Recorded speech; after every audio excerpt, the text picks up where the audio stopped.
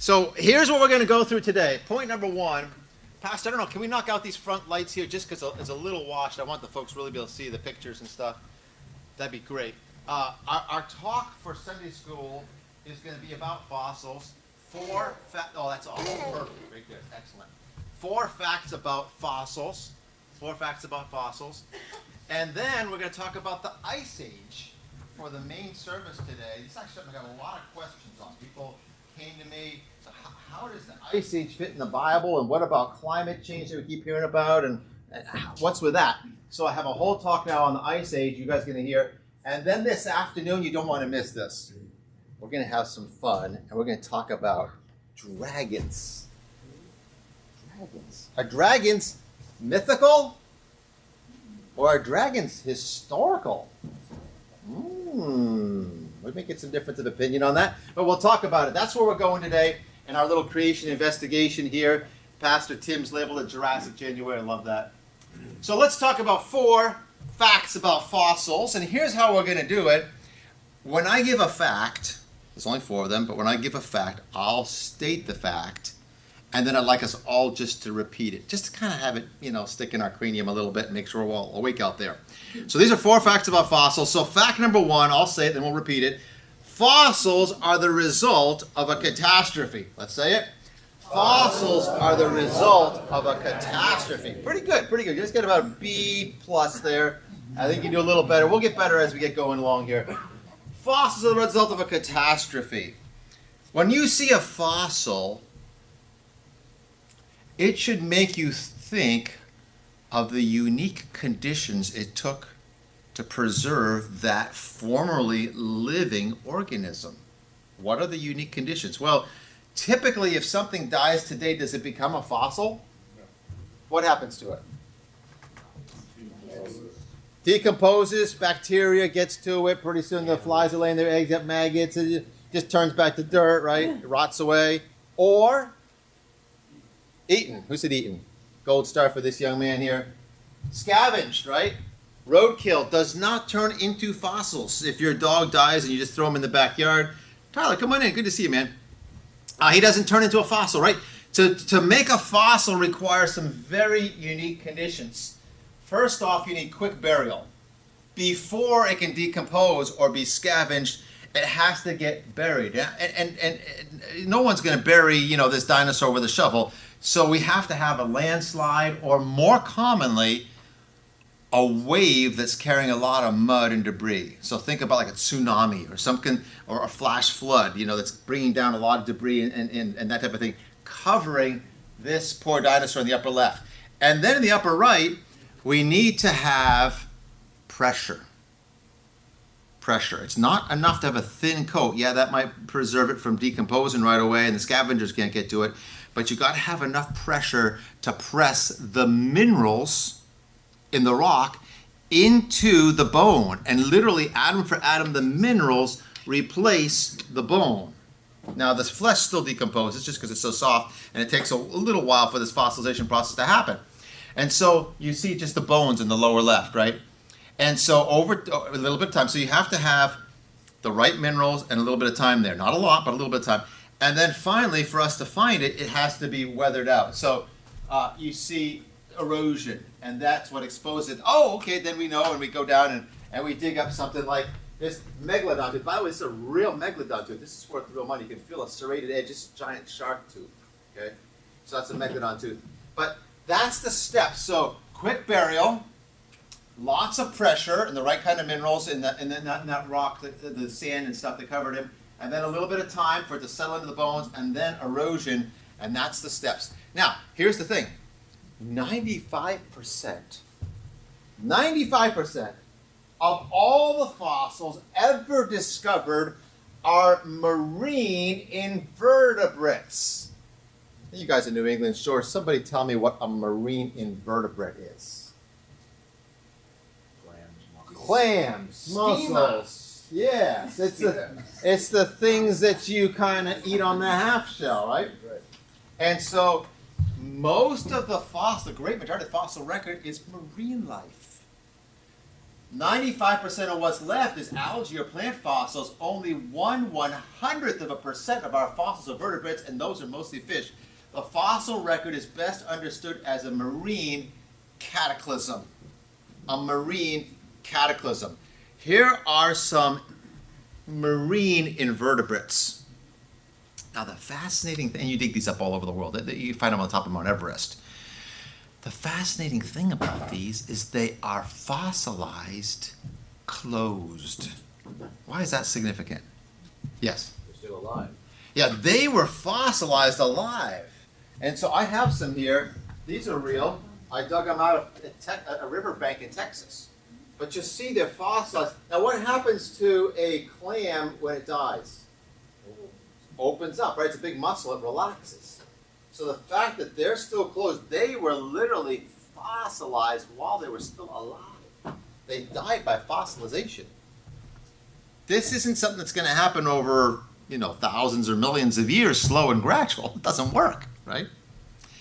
So fossils show us a catastrophe. What catastrophe, by the way? The Genesis flood. The Bible explains it all. One of the other unique features of the fossil record is something that's called fossil graveyards. This is very common. That is, there'll be no fossils for miles. Then all of a sudden, boom, this huge, massive, maybe even going for miles, tons of fossils, all packed in, all jumbled together like Tinker Toys in one big place. Like somebody took all these things and swept them all into one spot. Now, why on earth would all these creatures come die in one place? Did someone say, oh, when you get ready to die, that's the cemetery, just everybody run over there and die? Doesn't make any sense, right? What makes sense is huge waves sweeping these creatures up, and finally the waves slow down a little bit and all these creatures get buried in that one spot. And this is so common that major museums have exhibits of fossil graveyards. Here is a museum exhibit at the Carnegie Museum in Pittsburgh. That is a fossil graveyard. Look at everything you see there is bone. Here, right down in Boston, is the Harvard Museum's exhibit of a dinosaur fossil graveyard. There are quite a number of fossil graveyards all around the earth where you can literally find millions and millions of fossils all jumbled together, all buried in one place. There's one spot out in the western United States where there were so many dinosaur fossils, they used them to build a house. Say, whoa, what would you do that for? It's a dinosaur fossil. They're everywhere. So they just cemented them together and made a house out of it. Fossil cabin, they call it. Anybody heard of Dinosaur National Monument? Vernal, Utah. I heard about it for years. I finally got to go last year. I was so excited. Here I am at Dinosaur National Monument. At Dinosaur National Monument, there were so many dinosaur bones in one place out there in Utah that they made a park out of it. And you can actually go in there and you can touch the dinosaur. They encourage you to touch the dinosaur bones. Like, I've never been like a kid in the candy shop, right? So what did this?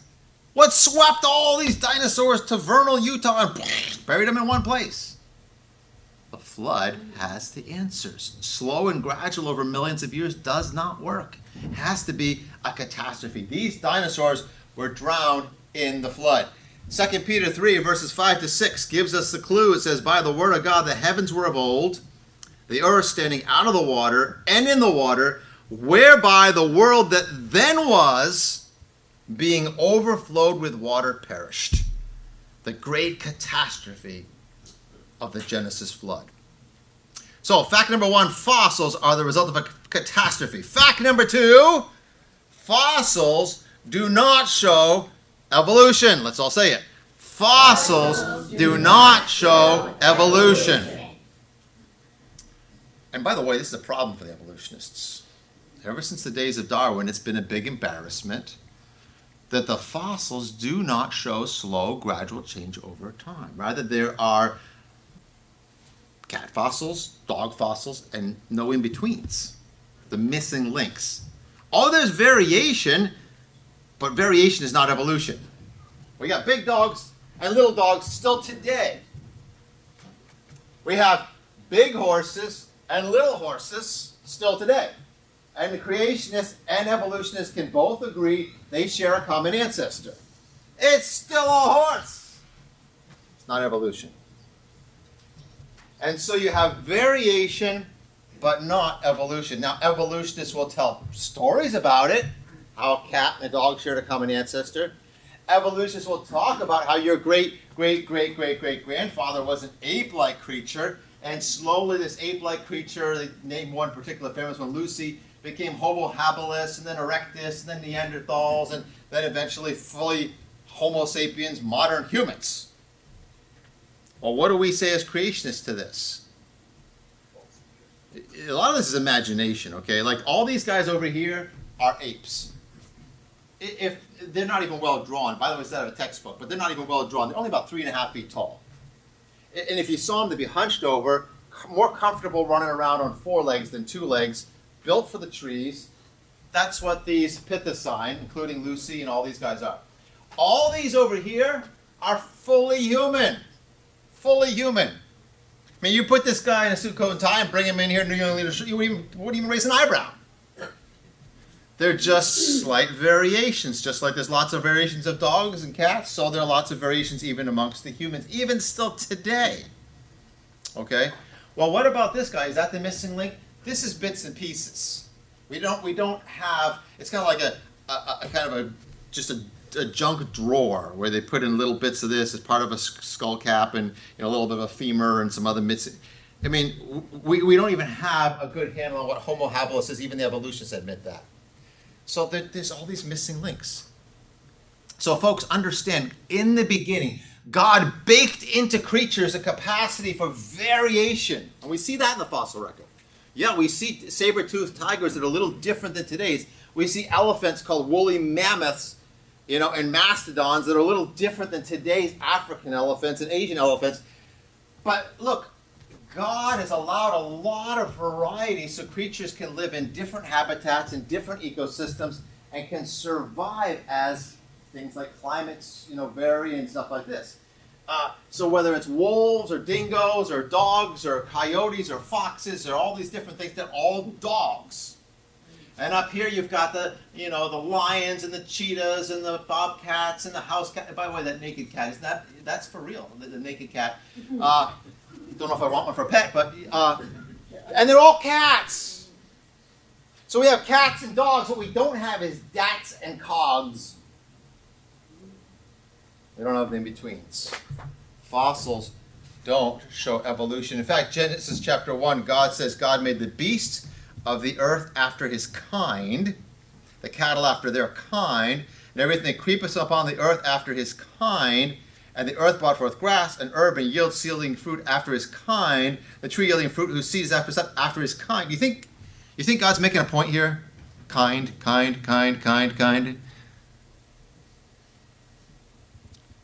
That kind doesn't equal species necessarily. It's a little broader than that, closer to a family group.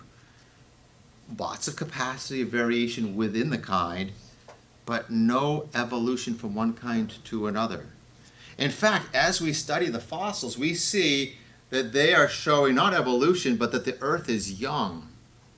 These dinosaur fossils, like this dinosaur knee bone here, or this velociraptor claw right here, do you know sometimes they break them open and there's still gooey tissue inside? It's not even completely permineralized. It's not completely fossilized. Evidence of hemoglobin, still recognizable shapes of red blood cells in unfossilized dinosaur bone, is powerful testimony against the whole idea of dinosaurs living millions of years ago. No, the dinosaurs didn't live millions of years ago. It's recent. It's a young Earth. So it's not evidence of evolution, but rather of creation. That's what the fossils take. Look at this picture here. That's actual red blood cells in a T-Rex bone. And here, dinosaur red blood cells. Look at this. A T-Rex bone with still pliable, soft tissue in it. There's just no way this is millions. It couldn't even be hundreds of thousands of years old. It would have deteriorated long ago, especially that's from the Hell Creek Formation out in Montana. Well, this is kind of new. This just happened in the last year and a half. In 2020, researchers isolated dinosaur DNA from the fossil of a Hypercharosaurus This genetic material is very fragile. It could never last hundreds of thousands, much less millions of years. This is the first, and this is published, okay, in National Science Review 2020. This is the first Dino Dna. Is that cool? That's pretty cool. Look, here's a picture of it. You can see it under a scanning electron microscope. There's dinosaur DNA in the middle of, here's two cells dividing. You see the dark spot of the nucleus there in the middle. Kind of hard to make out there, but it's pretty crazy. So, fossils are the result of a catastrophe. Fossils do not show evolution. Number 3, fossils reveal a past world. Let's all say it. Fossils reveal a past world. When God first created this earth, it was different from today in some rather significant ways. God didn't mean for there to be death on this earth. God didn't mean for there to be fossils. God didn't mean for there to be suffering and sickness. And God's original plan would never have included coronaviruses that would make us ill and this kind of thing. That's not how God originally planned it. When God created, it says in Genesis 1, and it says it in verse 12, and verse 18, verse 25, verse 31, and God saw it was good. And good doesn't include disease and mutations and struggle for existence and animals dying and people dying and getting sick. That's not how God originally made it. So God made it really good, and because of man's sin, God had to curse it and introduce some of those elements we just talked about.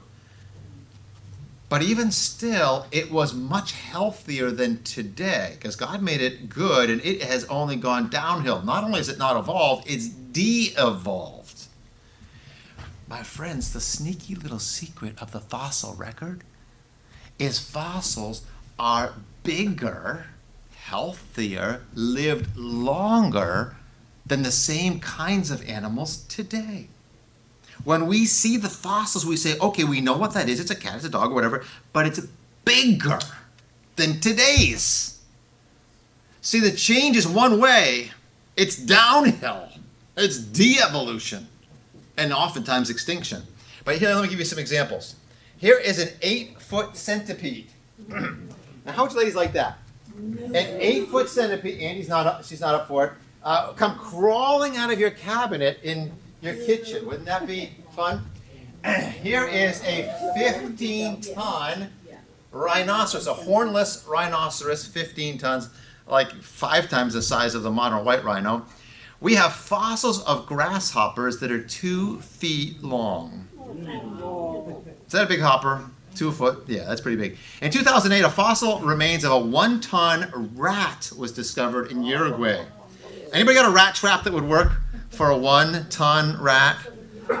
Probably your gun, yeah, maybe a 30-06 perhaps. And you could probably have hamburger meat off of it for a long time there, Brother Tubbs. Okay, sorry about that.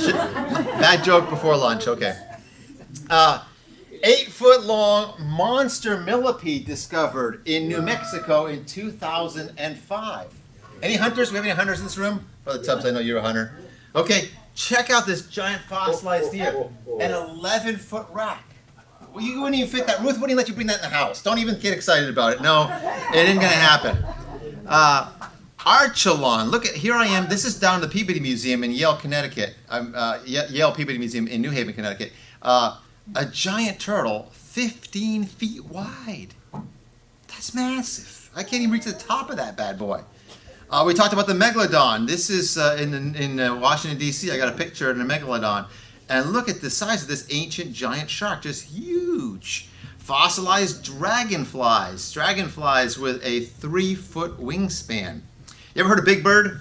Here's Big Bird. That's Big Bird. 13 feet high, giant bird. I think it's maybe New Zealand. I can't remember for sure. Fossilized fleas, 1 inch long, discovered in China. Armadillos. There's some pretty big armadillos running around in South America today, but nothing that's 2 tons. Look at the size of this giant teratorn bird. Probably something like an eagle, but much bigger. 25-foot wingspan. Massive, massive birds.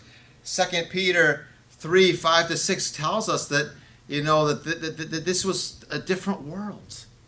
Very different world. And the Bible even tells us there were giant people in those days. So this is a world that we lost. This is a world that got preserved in the flood. The biggest guy on record that we have is a guy named Robert Wadlow. Here I'm standing next to a statue of Robert Wadlow. By the way, he had a 37 AA shoe. That's pretty big. Pastor goes looking for Bigfoot. Maybe we got to just clue him in a little bit here. And, that's Bigfoot right there. So fossils reveal a past world. Things were made better. Things were eaten and have gone downhill. So fossils are the result of a catastrophe. Number 2, fossils do not show evolution. Number 3, fossils reveal a past world. Number 4, fossils remind us about judgment. Let's all say it. Fossils remind us about judgment. Romans chapter 5 and verse 12 says, "Wherefore, as by one man sin entered into the world, and death by sin, and so death passed upon all men, for that all have sinned." God didn't mean it to be that way. God didn't mean there to be death. That wasn't God's original plan. Adam and Eve would never have died. Nothing in the Garden of Eden would have ever died. But because of man's sin. And when we see fossils, a preserved nautiloid, a preserved trilobite, we should think these things were alive and they're dead. That wasn't God's plan. But God takes sin, disobedience of his laws, very seriously. So seriously that he was willing to judge his perfect creation.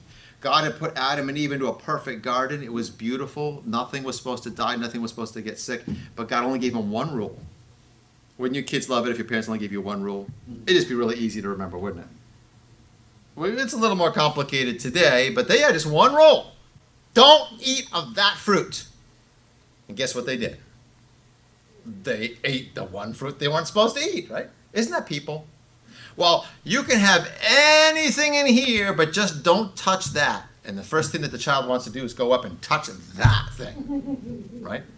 There may be 1,000 toys, but don't touch that. And as soon as you leave the room, that's us. That's our hearts. What we can't have or we shouldn't have is exactly what we want. Even though it hurts us and even though it grieves God, that's unfortunately so often the way we are. And so God judged Adam and Eve, sent them out of his perfect garden. In Genesis chapter 6, verse 5, it didn't get better. Adam and Eve had sinned. Their children, one of them would be a murderer.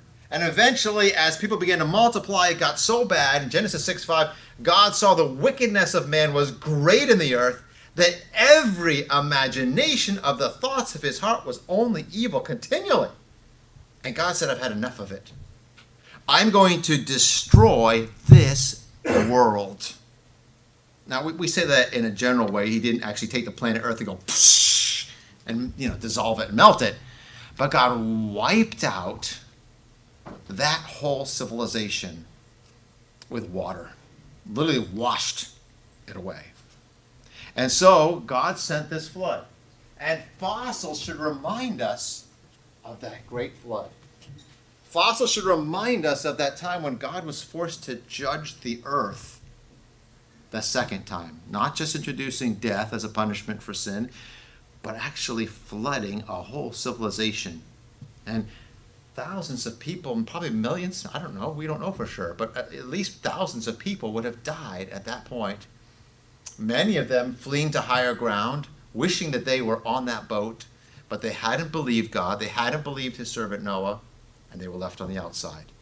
And Genesis tells us in chapter 7, all flesh died that moved on the earth, both the fowl, cattle, beasts, creeping things that creeps upon the earth, including the dinosaurs, and every man. Every man. Some of these would have been Noah's friends, his family members. He had preached faithfully. How about you and me? Are we sharing the good news of Jesus Christ to people that need to hear the truth? Are we sharing God's love with people? Time is going to come where God's going to judge the earth again, and fossils should remind us that there is an end time to this world, just as there was an end time to the last world. When we see the fossils, what is the fossil record? In short, the fossil record is billions of dead things buried in rock layers, laid down by water all over the earth. I like that. Ken Ham says that. Fossils are billions of dead things buried in rock layers, laid down by water all over the earth. Basically, the fossil record is a gigantic monument to the Genesis flood. That's what the fossil record really is. So when we see the fossils, it should remind us of what God had to do. So number one, fossils are the result of a catastrophe. Number two, fossils do not show evolution. If anything, they show that these things were buried recently, not millions of years ago. Number three, fossils reveal a past world, a world that got washed away, a world that was healthier, things lived longer. We read in the Bible people living for centuries. But that world got washed away, and much of it got, or a significant portion of it got fossilized. And then fossils remind us about judgment. Fossils remind us of God's judgment. Questions? Anybody have any questions?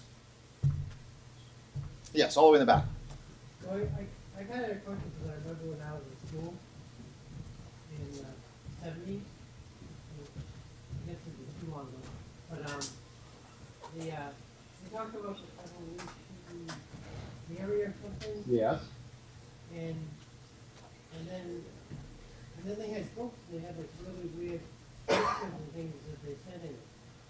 But it's hard to find any of those books now. So here's what happens. Something gets discovered. That fossil has to be interpreted. It's just a bone, or in this case, coprolite. Does anybody know what coprolite is? Who knows what coprolite is? What? Dinosaur doo-doo! Fossilized dinosaur. Did you know that, Pastor Tim? Coprolite is fossilized dino doo-doo. Doesn't stink anymore. It's a rock. This is real, by the way. It's real dino doo-doo. Fossils have to be interpreted. You find a fossil, and then someone has to say, well, what is this?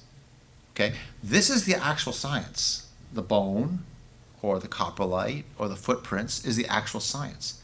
But then comes the stories. And someone says, this bone was from a creature that lived 63.5 million years ago. Excuse me, does it have a date on it? Where'd you get that from? That's just a story. That's someone's theory. This is halfway between this creature and that creature. It's evolving. Excuse me, does it say that on that? That's somebody's theory.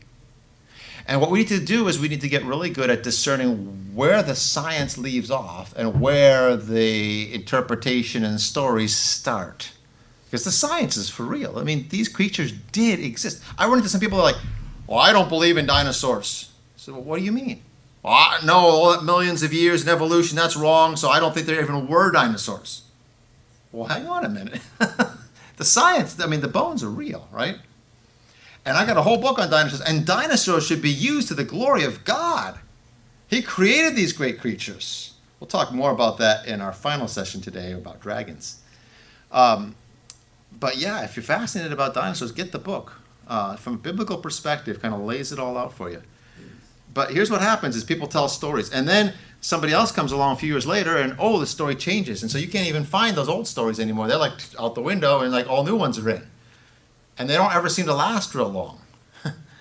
Somebody writes up an article, well, that's old. Somebody else comes with a different one. So we got to learn to be a little bit skeptical or whatever the latest. You pick up the newspaper, okay, we just found the oldest human being from, 7.9 million years ago, and it's about the size of a squirrel, and it's your great-great-great-great-great-great-great-great-great-great-grandpapa. Oh, okay. Huh? And that'll last for, a few weeks. Then somebody, after the excitement, and they sell enough newspapers, no, it's just a squirrel. Let's find another fossil out there and tell a story about that one. Good question. Other questions? Yes. So we have our grandchildren. All of them are just fascinated and enjoy dinosaurs. Why is that? Yeah. Why do we love dinosaurs so much? They get dinosaurs in breakfast cereal and movies. Hollywood constantly makes money with dinosaurs. You got theme parks. There's even gas stations that have dinosaurs as their logo. You know that Sinclair? You ever seen a Sinclair dinosaur gas station? People love dinosaurs. Why is it? 3 reasons, I'd say. Number one, these creatures were big, like massive, like huge. And we're always fascinated with what's the biggest of something, you know? What's the biggest fish you ever caught? Who's the tallest person in the world? Who can jump over the big? It's always the biggest, right? And number two, they're really fierce, like scary. Like kids love T-Rex. He's got such big teeth and these gnarly little claws, and he just basically a big destructive machine, man. But if they actually saw a real T-Rex on a dark night, they'd scream their head off. They'd be so scared, right? And that's part of what fascinates us with them. And number 3, and this is kind of interesting, it's all lost. Like this whole world of dinosaurs is gone. And people, wow, what would it be like to go back and live? But it's like a lost world, right? Now, I'm going to talk a little bit this afternoon about people that lived with dragons. And it might not all be lost. There could still maybe even be some that survived in some remote areas. But that fact that there was once this whole world of reptiles, Jurassic World, fascinates us. Yeah, cool question. Over here.